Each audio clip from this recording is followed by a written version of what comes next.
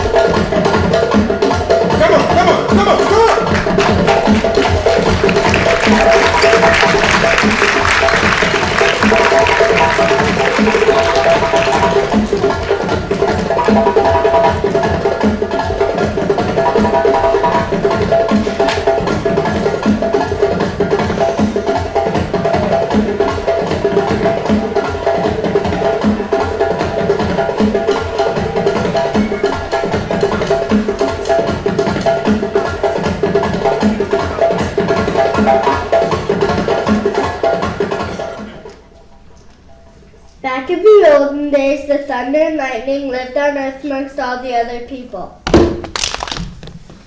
But the king made them live at the far end of town, as far as possible away from other people's houses. The thunder was an old mother sheep, and the lightning was her son, a ram. Whenever the ram got angry, he used to go about and burn houses and knock down trees.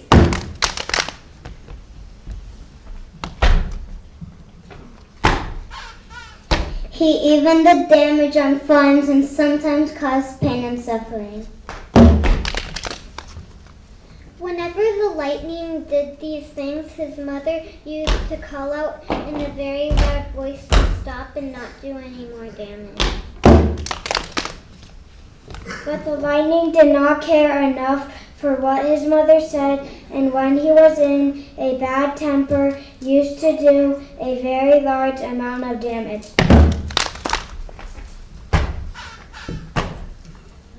At last the kingdom could not stand it any longer and complained to the king. So the king made a special order that the sheep Thunder and her son the ram Lightning should leave the town and live in the far bush away from everyone. This did not do much good. When the ram got angry, he still burned down the forest, and the flames sometimes spread to the farms and consumed them. So the people complained again. And the king banished both lightning and thunder from the earth and made them live in the sky where they cannot cause so much destruction. Ever since when the lightning is angry, he commits damage as before. But you can hear his mother, the thunder, rebuking him and telling him to stop. Sometimes, when the mother has gone some distances away from her naughty son, you can still see that he's angry and doing damage, but his mother's voice cannot be heard.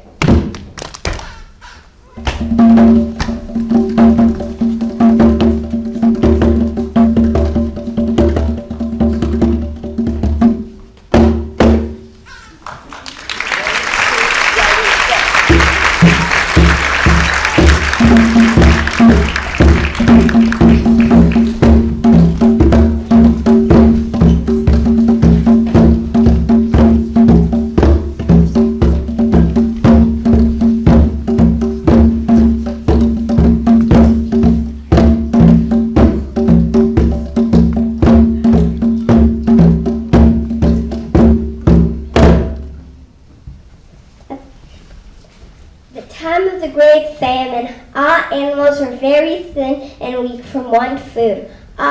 Except Tortoise was very clever.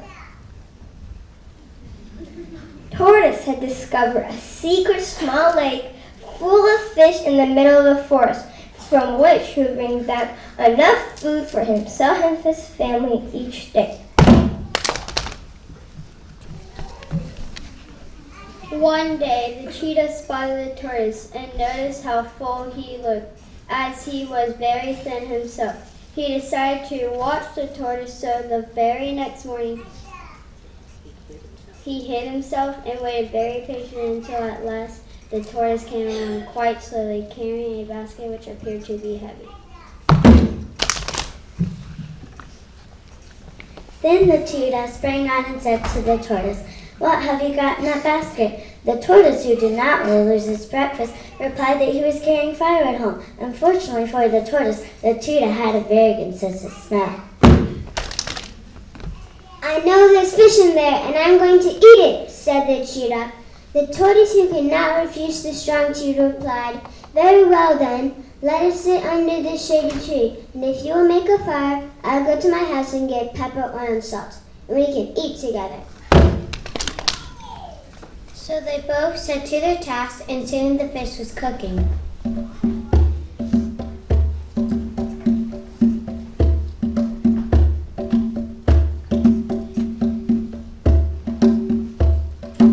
Then the tortoise said, "While we are waiting for the fish to cook, let us play a fun game I know.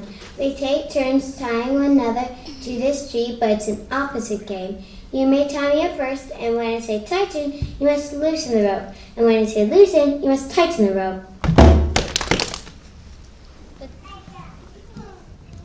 The cheetah, who was very hungry, thought the game would make the time pass more quickly until the fish was cooked.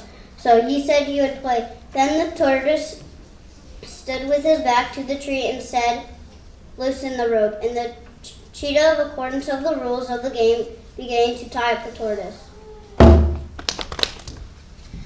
Very soon the tortoise shall tighten, and The cheetah at once unfastened the rope, and the tortoise was free. The tortoise then said, "Very good, cheetah. You are excellent at this game. Now it's your turn." So the tortoise stood up against a tree and called out to the cheetah to loosen the rope. And the tortoise very quickly passed the rope several times around the cheetah and got him fastened to the tree.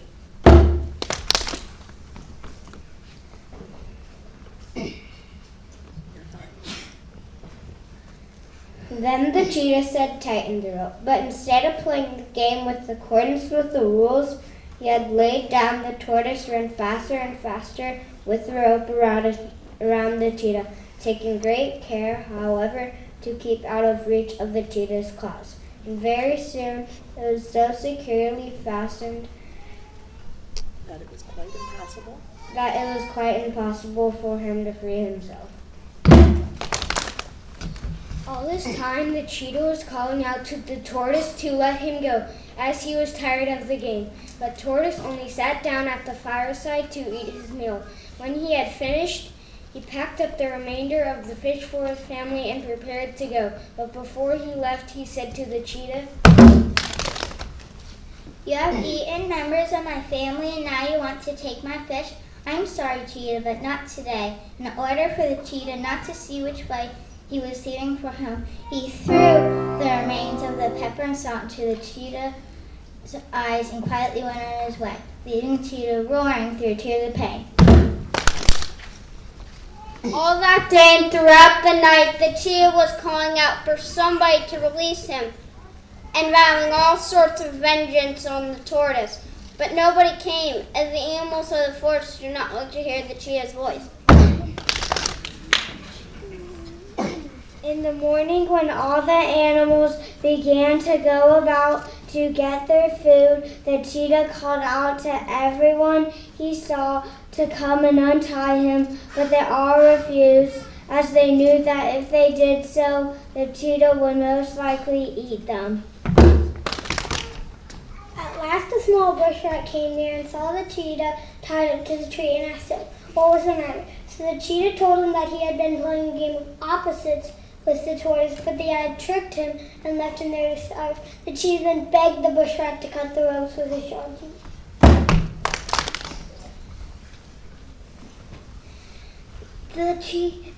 The bush rat was very sorry for the cheetah, but at the same time, he knew if he let the cheetah go, he would very well be eaten. So he hesitated. But this bush rat, being rather kind-hearted and having had some experience of traps himself, he could sympathize in his uncomfortable position. So he thought for a time, then hit upon a plan. He first started to dig a hole under the tree, quite regardless of the cheetah's cries. When he had finished his hole, he came out and tested out one of the ropes, and immediately ran into his hole to see what would happen. Although the cheetah struggled frantically as he could not get loose, the tortoise had tied him up so fast. After a time, when he saw that there was no danger, the bush rat crept out again and very carefully bit through another rope and then retired to his hole. As before, again, nothing happened, so he began to feel more confident. So he bit several strands through one after the other until at last the cheetah was free. The cheetah was ravenous with hunger. Instead of being grateful to the small creature, gave a dash at the bush rat with his big paw, but just missed him. As the bush rat dove for his hiding spot, he was not quite quick enough to escape altogether, and the cheetah's sharp claws scored his back and left marks which he carried to this day. Ever since that day, the bush rats have had white spots on their backs which represent the marks of the cheetah's claws. And after all the cheetah's suffering, those still tear marks on their cheeks. The These marks on the animals remind them of the story, and both sets of animals are reminded to be careful together.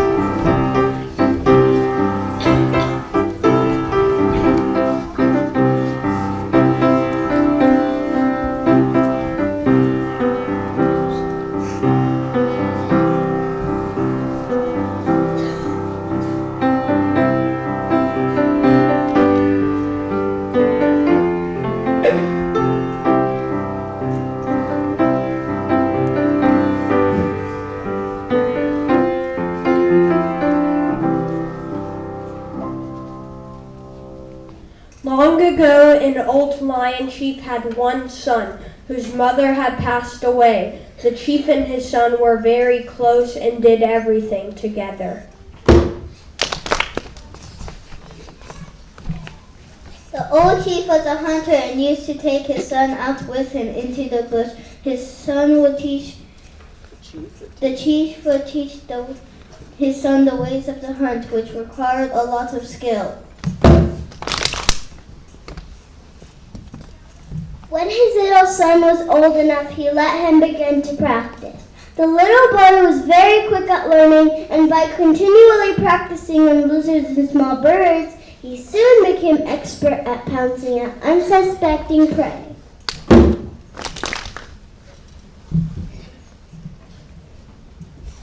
When the boy was just 10 years old, his father passed.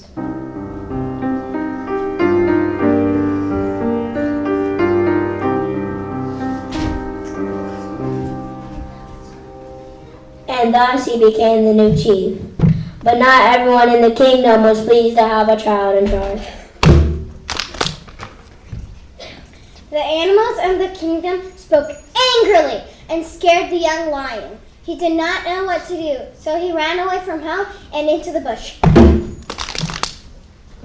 Having nothing to eat, he lived for several days on the nuts which fell from the palm trees. He was too young to kill any large animals and had only practiced on small creatures with his father.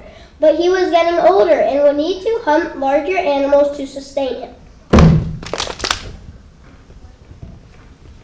One night while he was sleeping, the lion had a dream in which his father appeared. His father told him that soon a symbol of luck would come to his possession. if he believed in that he must return to the kingdom to learn how to rule.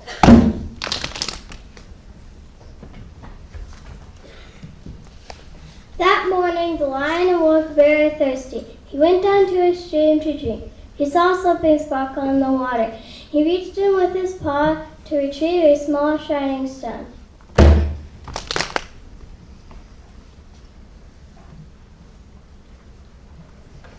The lion thought this must be the symbol of luck that his father told him about in his dream. This made the lion feel that he could return home and try to become the new ruler. So the Lion King made the long journey back home to his kingdom. When he arrived, birds were squawking at him. Here comes the pipsqueak, back to try and rule the kingdom. Ha! But the Lion King thought his father and carried on. On his way to his home den, the zebra snorted at him.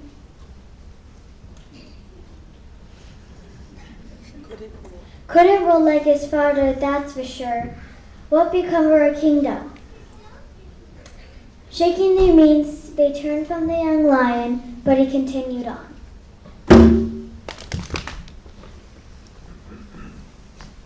Just before reaching his home, he encountered an elephant.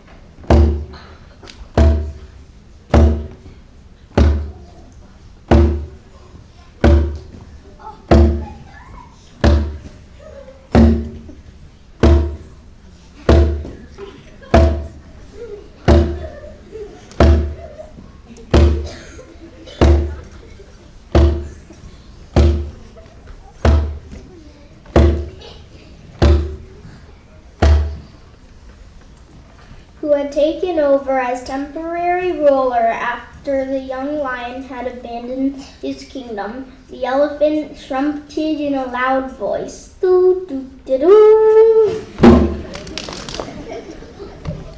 Looks like you were back, young one. You think you have what it takes to rule the kingdom? It's not easy, you know, but he managed to reply of yes, going back to his old den, placing the small stone in a special place. Each morning, the lion would reflect on its stone to try to absorb its power. Then he would set out to learn the news of the kingdom, take care of matters, and be sure everybody was feeding as they should.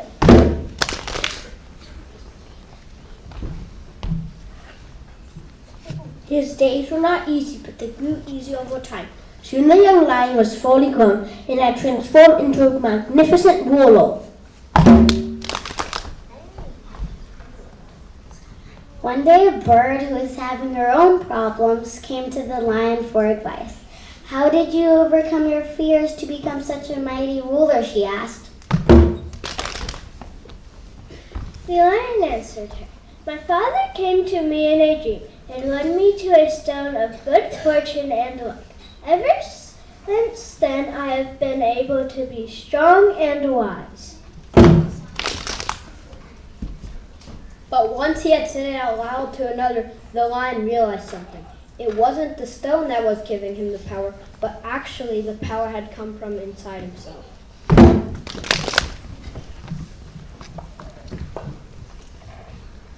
The lion picked up the stone one more time and looked at it. In its shine, he could see his reflection, which he realized looked like a lot like his father now.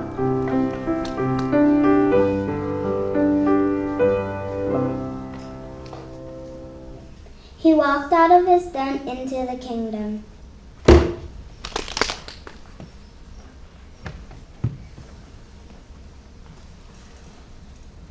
The lion's father is right. All he had to do was to believe in himself in order to become a great ruler. And from that day forward, with his father in his heart, the lion became an even better leader to his people.